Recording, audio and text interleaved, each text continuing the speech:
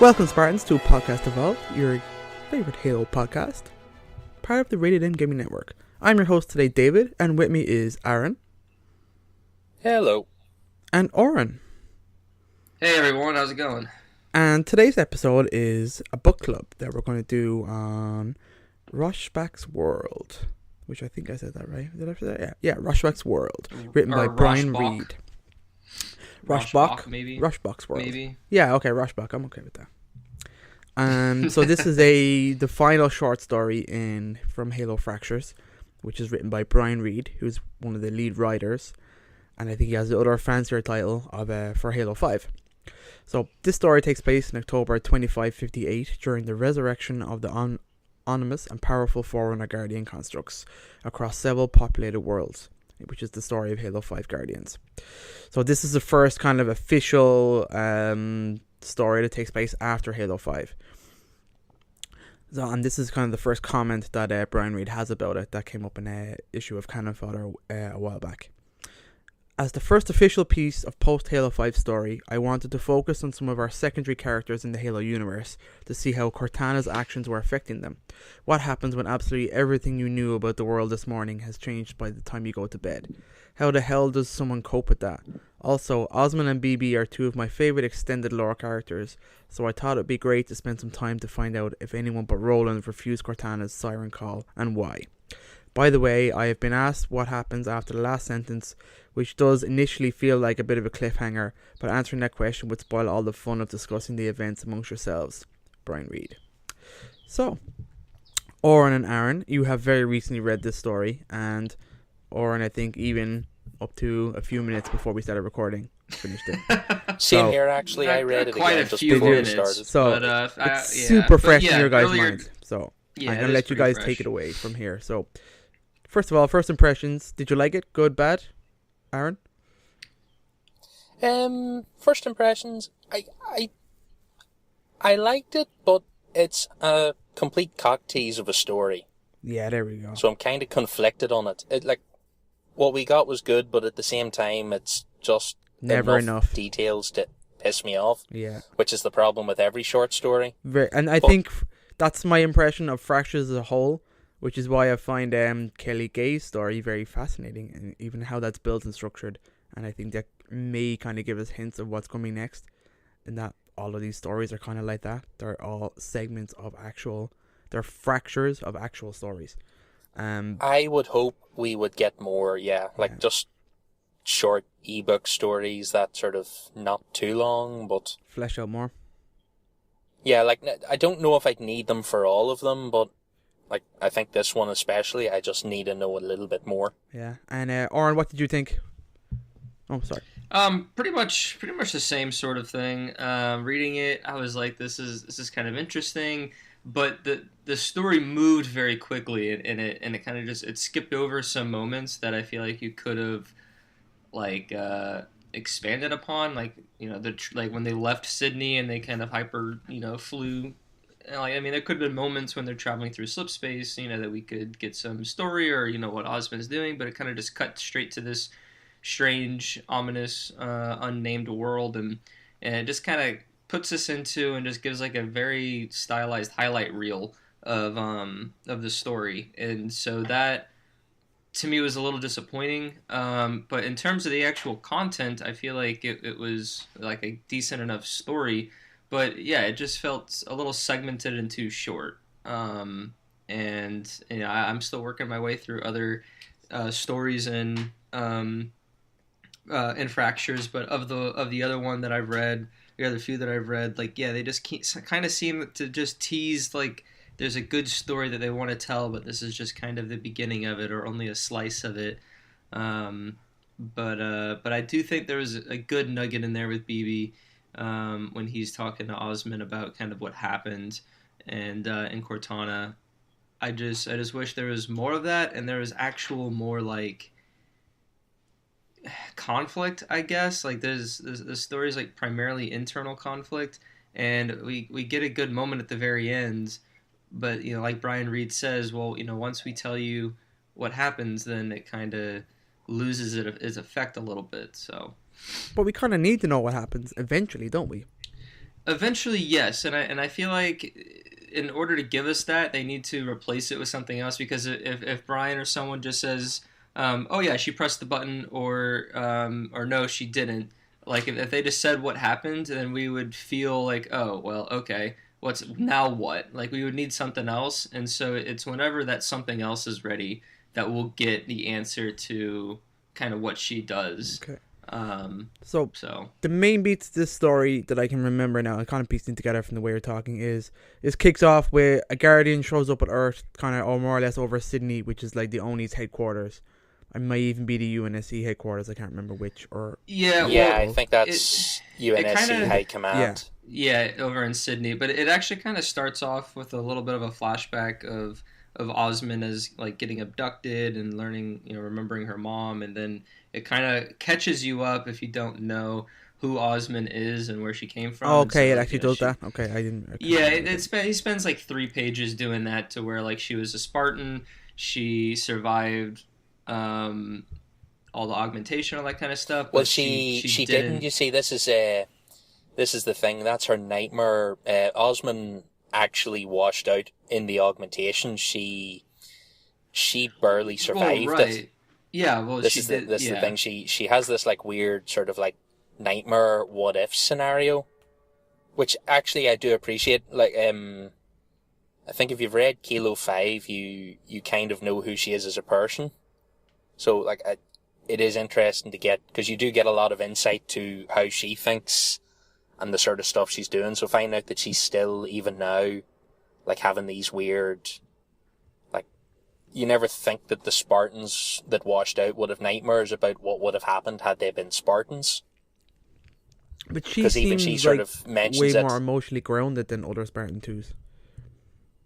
Well, like, she sort of says, normal. Like, when they were kidnapped, the point was they were there to kill other humans, and the Covenant weren't a thing until later. And that she even sort of hints at it, like, that what really made Master Chief was the Covenant War, not the human war. And that, like, it seems to be her biggest fear would have been going out there to shoot humans. Yeah, other humans. And then she kind of goes and says, like, if John wasn't, like, abducted, then he would most likely be a 16-year-old kid fighting for his colony, as opposed to be a Spartan. So, yeah, it's kind of interesting, but but that's just kind of how the story's introduced, and you introduce to her with this, like, backstory, then this kind of fantasized what-if scenario. And then it kind of moves into her evacuating from Earth, isn't that right? Yeah, then it's kind of her, like, at her desk, and then all of a sudden, like, the shit hits the fan. Yeah, and it's just like, okay, what were to happen if you're just, working your day-to-day, and then a Guardian comes in, and then, like, a BB over the intercom starts, like, spewing regulation and says, this is a pre-recorded message. The reason I'm doing this is because of this, and this. Follow my instructions, and then, like, disappears. And then and I like. Did you notice? Not to mention another story, because for the life of me I've just forgotten the name of it. But there's another Fracture story that takes place at exactly the same time as this one, because this is happening.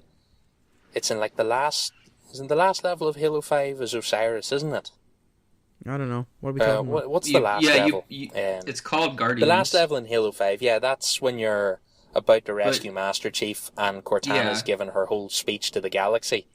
And this takes place at the same time. The other story's set in Meridian. It's the guys trapped there. But like, this is all happening as Cortana, because they talk about how as she's getting out of her office, when babies give her pre-recorded instructions, she meets Hood coming down the corridor the other way with his pistol in his hand.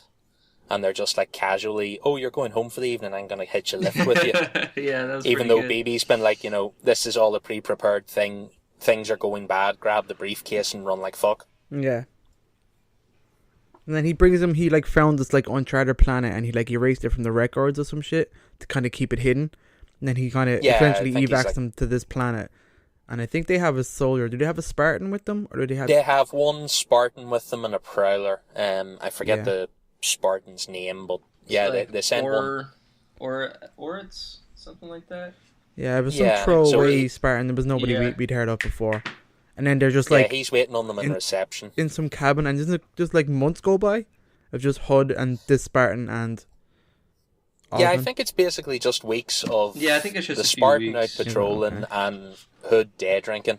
Seems to be about the height of it. Yeah, so Hood goes into this kind of miserable spiral of whatever, depression, and Osman is left with this briefcase, and I'd forgotten what was in it. So it's essentially It's other AIs. It's all the other It's AIs. the 9 memory chips, yeah.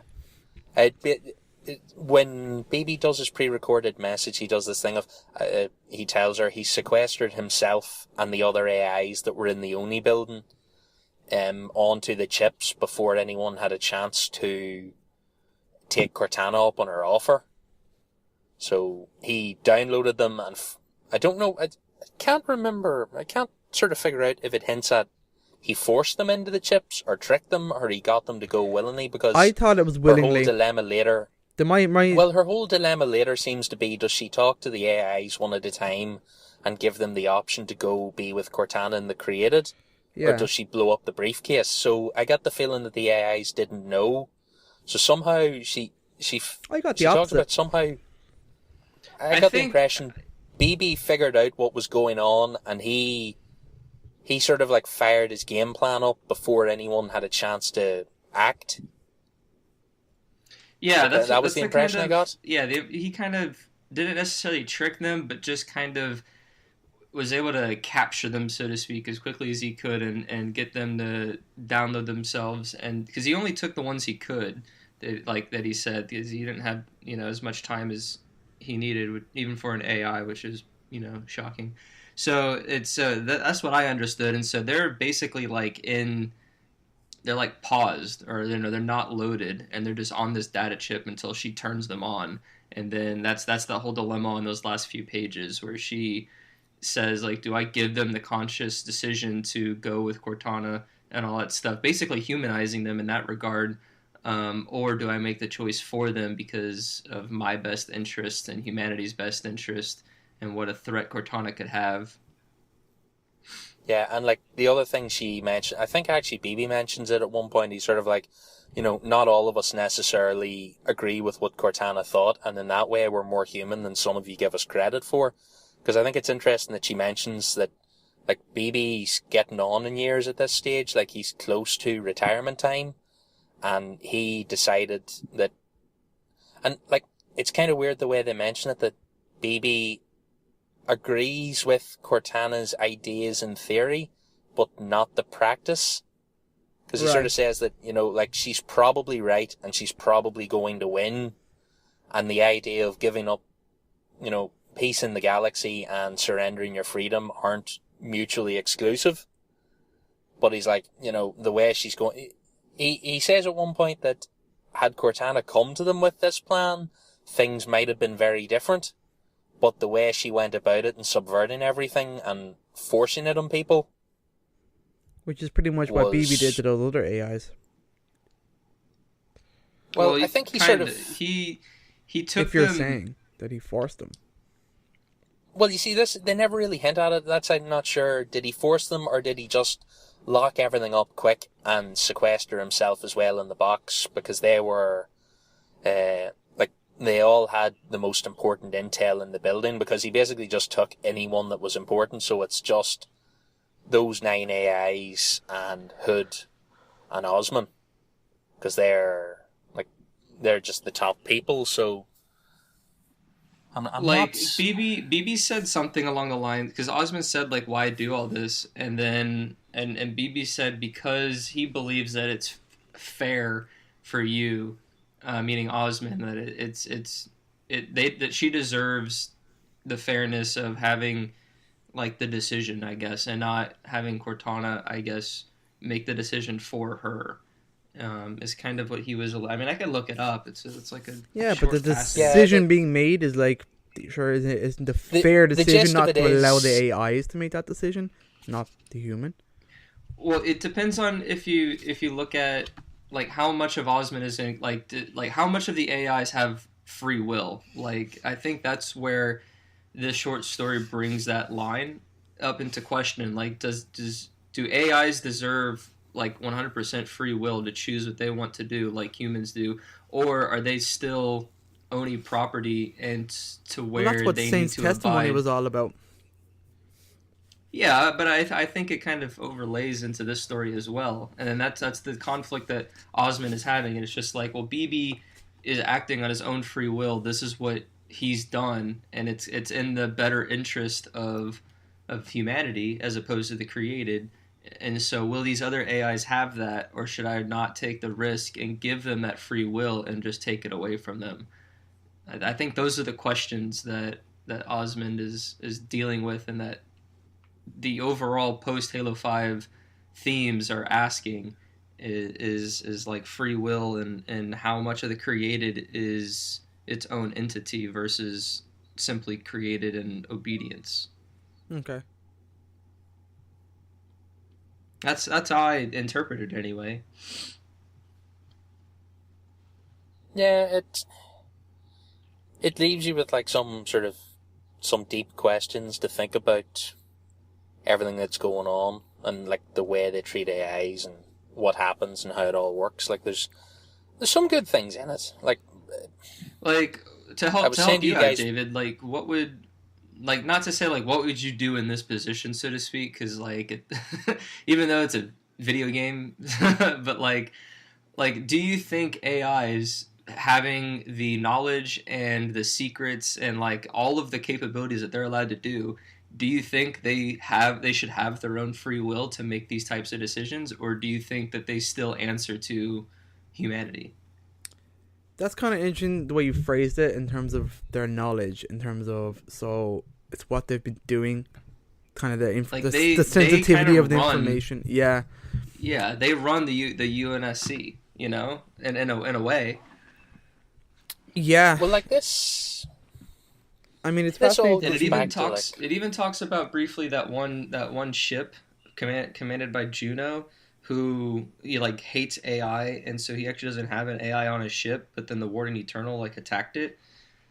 That they kind of just threw in there. Yeah, because there was no other way to stop it. Yeah, so like that, I don't. You see, like I think this story's sort of asking the question that they've asked in Halo for a long time, because they go back to, if you remember, like the data pads in Reach that talked about the assembly, and that was this like collection of AI who believed that whilst they had humanity's best interests at heart, you couldn't force them to do anything. You just had to kind of coax them along and direct them. And they sort of, that's like the line of thought that BB has, because even in Halo 5, BB says the same. It's like, sure, we could take over and keep everyone safe and keep everyone alive, but they'd have no free will and choice in it. So without choice, what is a human? Without free will, what is a human? Like, we could tell them what's for their own good, but then at that point, they're just pets. So, like, BB, like, there's a line in one of the Halo 5 books where it's like, if everything was left up to AIs, we'd decide in about half a second that war was pointless and we'd all just get along and go back to solving puzzles, because there was no need for it. But we fight wars with humans because, like, they're essentially their parents, and even though it's not in their best interests, they know that you can't change human nature.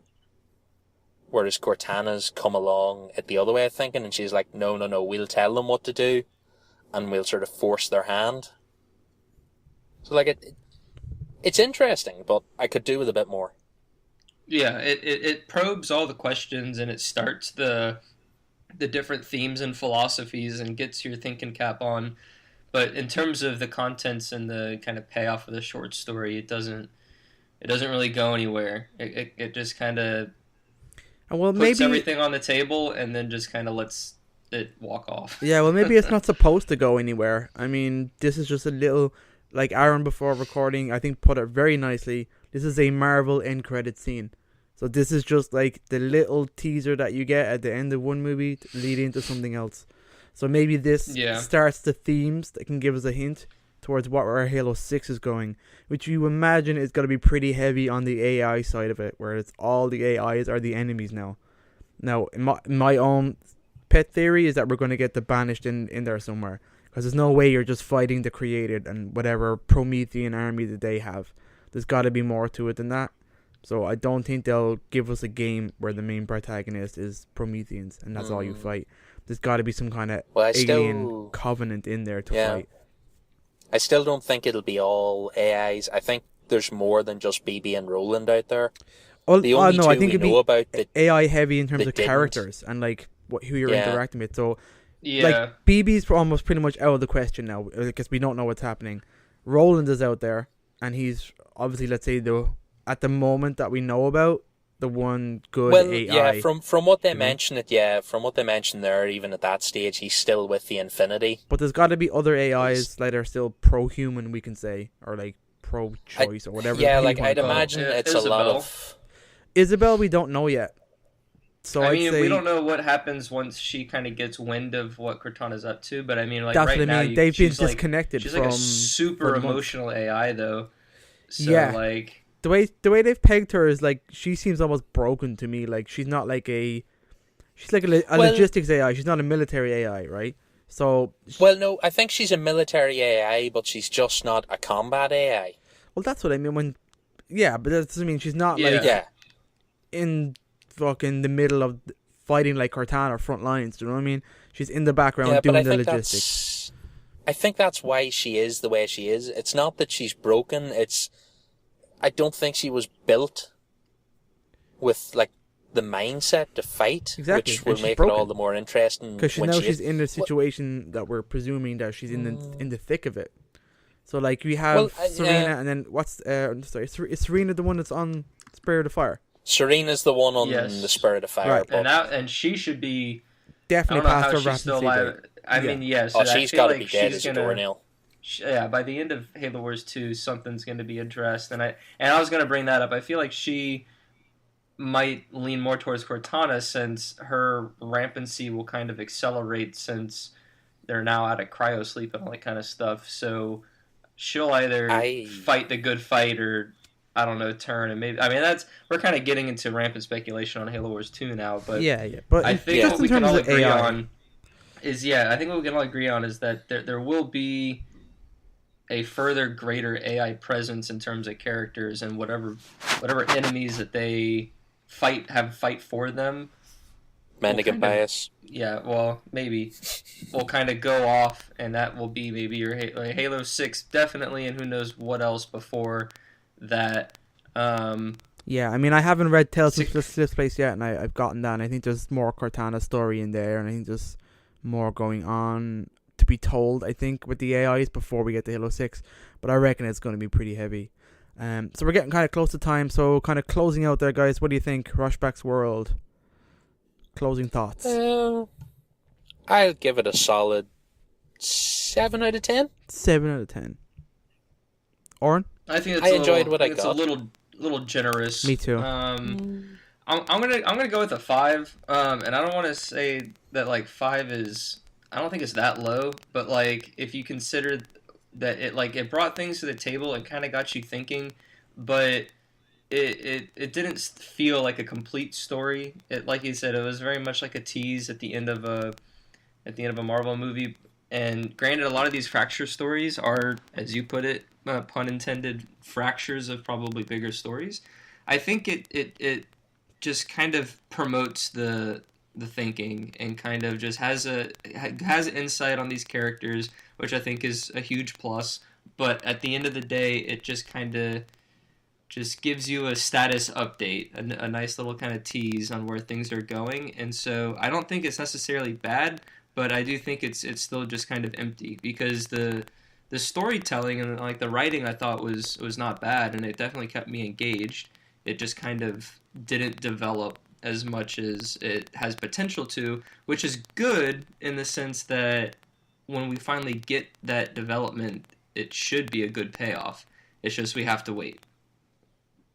Fair enough. I'm kind of the same. I give it about a 5, and that's mostly because I built this up in my head as being something great. I was like, it's the last story in the Fractures. It's written by the same writer as Halo 5. It's the next official piece of canon after Halo 5. I was like, oh, this is going to be so good. And it just totally, I think, fell a little bit flat in terms of, it starts a whole bunch of stuff and just leaves it hanging. And I was like, okay, this doesn't tie anything up for me at the end of Halo 5. Do you know, it just kind of tells you that little bit of nugget of these kind of side characters, which, okay, we love Hood. Hood's awesome. We love BB. We love Osman. They're great characters that come across quite well in the books, especially Osman and BB. Who people probably won't have a clue who they are if they haven't read any of the extended lore. People will be aware of Hood from the games, but I think Osman and BB are due some screen time in that kind of regard. So hopefully that something important happens here that brings them into Halo 6. But maybe not. We won't know. So I guess that's kind of it for this kind of book club. So I hope you guys kind of enjoyed that. We have more to come, so stay tuned. So with that, Evolved. Evolved. Evolved.